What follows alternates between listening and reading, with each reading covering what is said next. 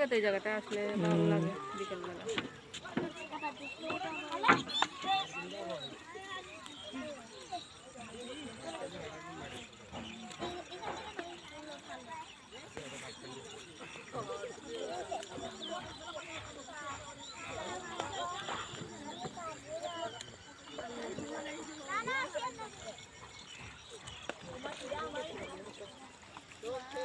ওখানে যাবে, পানি ধরবে, পানি ধরবে।